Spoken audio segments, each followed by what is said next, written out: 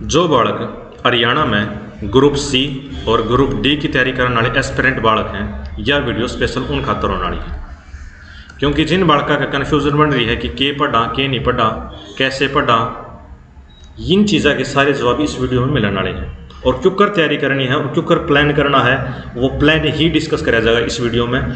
तो इस वीडियो ने अंत तक देखियो।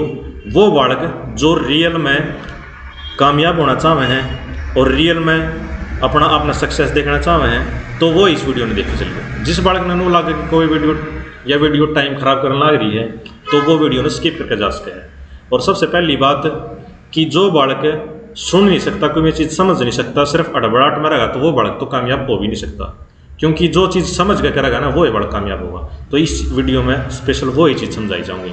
तो वीडियो ने अंत तक देखियो, लास्ट तक देखियो, ठीक है। चलो फिर स्टार्ट करते हैं।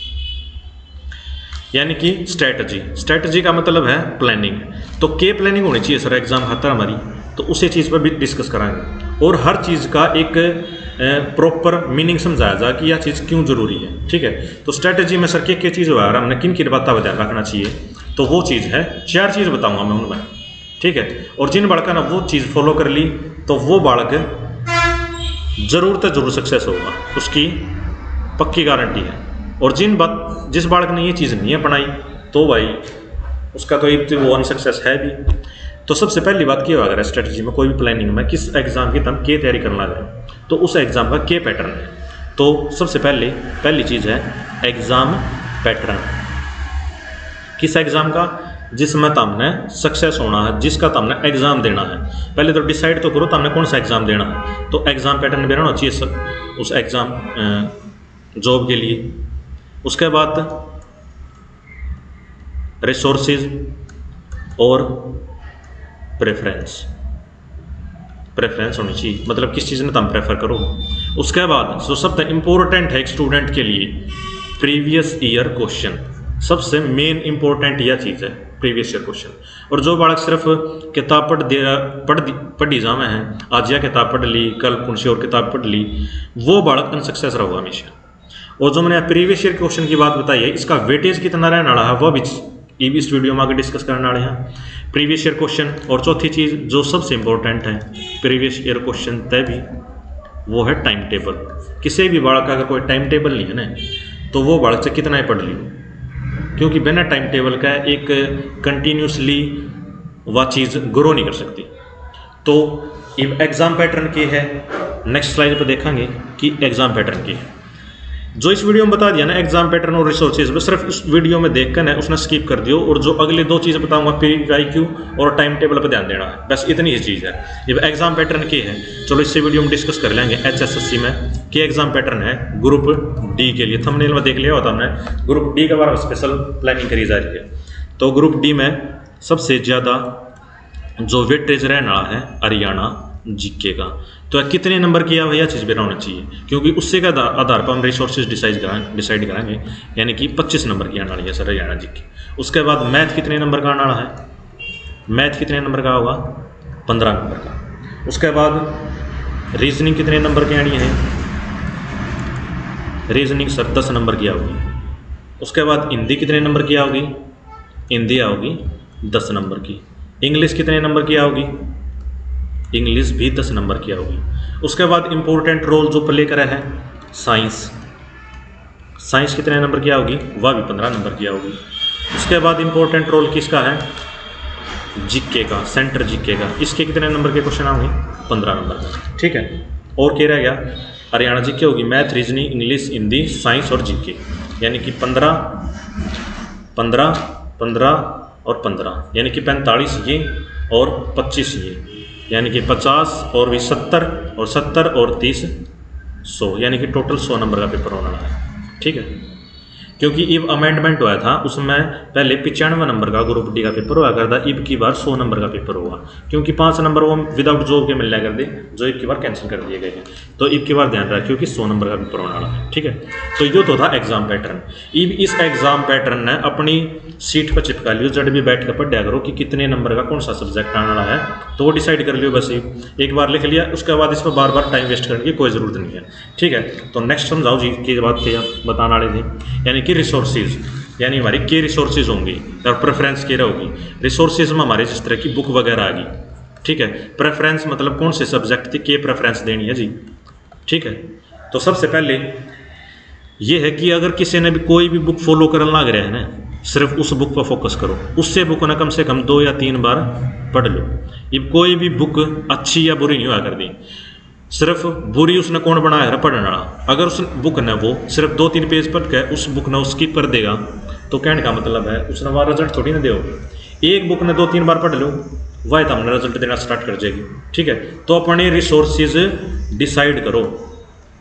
डिसाइड करो और उन्हें फिक्स रखो। सबसे मेन इंपॉर्टेंट बात है या फिक्स रखने की। डिसाइड कर लिया या बुक पढ़नी है, उसके बाद डिसीजन फिर बदल दिया कि नेक्स्ट बुक किसी ने बढ़िया राइटर की बता दी, फिर वह पढ़ने लगी। इसका मतलब है रिसोर्सेज अपने फिक्स होने चाहिए। इसी चीज़ पे इसमें यो स्लाइड में यह चीज़ डाली गई है कि रिसोर्सेज और प्रेफरेंस ये भी इंपॉर्टेंट रोल प्ले करेगा। ये रिसोर्सेज क्या होंगे, सब्जेक्ट न महीने 2 भाग में डिवाइड करो, एक तो ग्रुप 1 और एक ग्रुप 2। अब ग्रुप 1 में कौन से सब्जेक्ट आएंगे और ग्रुप 2 में कौन से सब्जेक्ट आएंगे। ग्रुप 1 में वो सब्जेक्ट आएंगे जिनमें आप पूरे नंबर ले सका, पूरे नंबर ले सका। वो कौन से सब्जेक्ट है सर, पूरे नंबर लेने वाले। कहने का मतलब इसमें सबसे पहले मैं डालूंगा मैथ में हमारा पूरे नंबर आ सके हैं। उसके बाद हिंदी में भी पूरे नंबर आ सके हैं। अच्छा, हरियाणा का बालक की हरियाणा जीके बहुत स्ट्रॉन्ग हुआ अगर वो हरियाणा पर विशेष ध्यान दिया गया तो हरियाणा जीके में भी पूरे नंबर लिए जा सके हैं अगर कोई सिस्टमेटिक तरीके से पढ़े तो। ये वो सब्जेक्ट हैं जिनमें पूरे नंबर आ सके हैं, यानी कि 15 नंबर का तो यो और 10 नंबर का यो और 25 नंबर की ये, यानी कि 25 और 15 40 और 10 टोटल, यानी कि 50 नंबर तो ऐसे हैं जिनमें पूरे नंबर आ सके, ठीक है। और अदर सब्जेक्ट ग्रुप में वो आगे जिनमें 1-2 नंबर कट सके हैं, कहने का मतलब है। यानी कि सब तय ऊपर मैं इसमें रखूँगा जीके ने, सेंटर जीके कितनी ही पढ़ लियो, एक आधा क्वेश्चन तो ऐसा आओगा जो तो हमने नहीं पढ़ रखा होगा। तो कहने का मतलब है इसमें एफर्ट तो करना है, लेकिन क्यों अगर है कि इसमें पूरे नंबर आने के पॉसिबिलिटी बहुत कम है, ठीक है। उसके बाद सर इंग्लिश में कई बालक कहेंगे इसमें तो जी पूरे नंबर आ सके हैं। मैं हरियाणा की बात करना रहा हूँ, हरियाणा का बालक की इंग्लिश थोड़ी सी वीक पाया गया है, ठीक है। तो उन बड़ का खातर बात कर ला रहा हूँ जिनकी इंग्लिश वीक है, तो पॉसिबिलिटी है उसमें इंग्लिश में उसके पूरे नंबर ना आए, ठीक है। तो इसलिए मैंने उसमें ग्रुप में 2 में डाल दिए इसकी। अच्छा, उसके बाद जी साइंस भी नॉलेज जीके का ही पार्ट है, लेकिन इसमें भी हो सके है कोई क्वेश्चन ना पढ़े हो इसमें भी पूरे नंबर नहीं आ सकते। ये आने तो क्या किस सब्जेक्ट में किसके बालक पूरे नंबर आ जाए, लेकिन ऑल ओवर जो एवरेज स्कोर बताना है वो सब्जेक्ट बताना है, जीके, इंग्लिश, साइंस और अच्छा इसमें एक चीज़ और डालना है क्या, मैं इस साइड रीजनिंग लिख लूँगी बात कि रीजनिंग में भी पूरे के पूरे नंबर लिए जा सकें। यानी कि ग्रुप ए में ओनली सिर्फ इस पर अगर फोकस कर लिया तो 60 नंबर तो ग्रुप तो हमने 1 दे देगा, ठीक है। जीके, इंग्लिश और साइंस रहेगी, ये वो हैं जिन बता रहे 1-2 नंबर कट सकें, ठीक है। तो ये तो रिसोर्सेज थे, यानी कि ग्रुप ए पर ज़्यादा ध्यान देना है, ग्रुप 2 पर ध्यान तो इस तरह देना नहीं कि इसमें तो हम जमा नेगलेक्ट कर दोगे। कहने का मतलब ये है इसको कंटिन्यू तो रखना है, लेकिन इस पर नहीं कि जमा हंगा इससे पलाया रहो। कहने का मतलब जिसमें पूरे नंबर ले इसको है उस पर ज़्यादा जोर रखना है। ऑल ओवर सब्जेक्ट पे तो जोर रखना है, लेकिन उन सब्जेक्ट पे जो ग्रुप ए में डाले हैं यानी कि फर्स्ट में डाले हैं इन पे ज़्यादा जोर देना है और ये ज़्यादा सिलेक्शन करा के देंगे, क्योंकि इनमें तो हमने पीछे रहना नहीं। इसमें तो 1-2 नंबर पीछे रह इसको, लेकिन इन सब्जेक्ट में ग्रुप ए में लिखे जो मैंने मैथ, हिंदी, हरियाणा जीके और रीजनिंग इनमें तो पीछे नहीं रहने चाहिए, ठीक है। ये तो था अपनी रिसोर्सेज और प्रेफरेंस। और उसके बाद जो नेक्स्ट चीज़ हमारे PYQ यानी कि प्रीवियस ईयर क्वेश्चन। ये प्रीवियस ईयर क्वेश्चन इतने इंपॉर्टेंट हैं, अगर कोई बालक ने प्रीवियस ईयर क्वेश्चन कर लिए तो कहने का मतलब है वो 50% बालक का तो ऑटोमेटिकली आगे हो गया, क्योंकि 50% प्रीवियस ईयर क्वेश्चन रिपीटेड होते हैं हरियाणा में। ये देखो HSSC की तो हमने कोई ऐसी बुक ले लेनी है जिसमें सारे प्रीवियस ईयर क्वेश्चन दे रखे हों और विद एक्सप्लेनेशन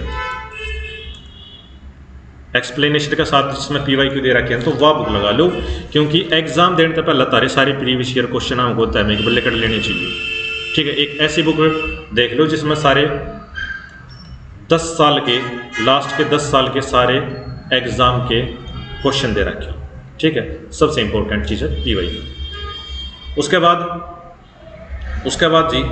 टाइम टेबल। अगर किसी का टाइम टेबल ही नहीं है ना, वो बालक भी मार खाओगा। किस तरह? अगर किसी बालक ने आज तो पढ़ लिया वो 1 घंटा, ठीक है, अगला दिन आधा घंटा पढ़ लिया, 30 मिनट पढ़ लिया, अच्छा, फिर अगला दिन 5 घंटे पढ़ लिया, फिर उसका अगला दिन पढ़ा ही नहीं, फिर उसका अगला दिन 4 घंटे पढ़ लिया। जो ये शेड्यूल है ना, ये तो हमने कभी भी कामयाब होना होते हुए। इसीलिए मैंने टाइम टेबल पे और पीवाई के ऊपर ज़्यादा जोर दे रखा है। यानी कि हर बच्चे का एक टाइम टेबल होना चाहिए, हर सब्जेक्ट से टाइम दो। कहने का मतलब टाइम टेबल को बनाना है कि जिस सब्जेक्ट का ज़्यादा वेटेज है तो उसने ज़्यादा टाइम दो। जिस तरह हरियाणा जीके का है, उसने थोड़ा ज़्यादा टाइम दो क्योंकि उसके 25 क्वेश्चन आने हैं। साइंस होगी, साइंस ने ज़्यादा वेटेज दे, उसके 15 क्वेश्चन आने हैं, ठीक है। कहने का मतलब ये 40 नंबर तो ये हैं, इन पर थोड़ा ज़्यादा ध्यान देना है, ठीक है। और जिस तरह की रीजनिंग है, पढ़नी ज़रूर है, लेकिन नून की सारी रीजनिंग पहला जा रहा है क्योंकि 10 नंबर की होगी, ठीक है। इसीलिए यह सारी स्ट्रैटेजी जो बनाकर चल लगा कि टाइम टेबल होना चाहिए, पीवाई क्यों होनी चाहिए, और हमारा टाइम टेबल, रिसोर्सेज क्या होंगे। ये देखो, एग्ज़ाम पैटर्न और रिसोर्सेज सिर्फ आपकी सक्सेस में 10% मायने रखें, लेकिन 90% मायने रखे हैं आपके प्रीवियस ईयर क्वेश्चन कितने लगा रखे हैं आपने, आपका टाइम टेबल मैंने जो ना रहेगा नहीं। तो ये 90% रोल हमेशा तीसरा और चौथा पॉइंट आपके रोल प्ले करेगा, ठीक है। तो इन चीज़ों पर जो काम करके चल लगा वो 100% सक्सेस होगा, चाहे लिख के ले लो, ठीक है। ये कहने का मतलब ये है कि जो बालक इस प्लानिंग के तहत पढ़ेगा तो वो बालक अचीव करेगा हमेशा, गवर्नमेंट जॉब लागे। और जिन बालकों ने गवर्नमेंट जॉब अचीव कर रखी है, उन्होंने कि वो तुक्का तो लाग सके हैं 1-2% बालक, लेकिन 98-99% जो बालक है ना, उनने मेहनत कर रखी है, उन्हें अपना टाइम टेबल मैनेज कर रखा है, time to time previous year question लगाए हैं मॉक में। हमेशा मॉक में जब भी टेस्ट लगाओ ना, मॉक में कोई भी मॉक देने लग रहे हो तो प्रीवियस ईयर क्वेश्चन का ही दिया करो, क्योंकि वो रिपीटेड होने हैं। इसलिए तो सारे बालक पीवाई क्यों लगाए हैं, और जो बालक पीवाई क्यों नहीं लगाता ना, वो ऑटोमेटिकली पीछे चले जाओ। तो इस वीडियो में जो भी चीज़ बताई गई है ना, उन पर अप्लाई भी करना है, ठीक है। और अगर वीडियो सही लगी हो तो चैनल ने भी सब्सक्राइब कर दियो और वीडियो ने लाइक कर दियो और कमेंट कर दियो। थैंक यू भाई।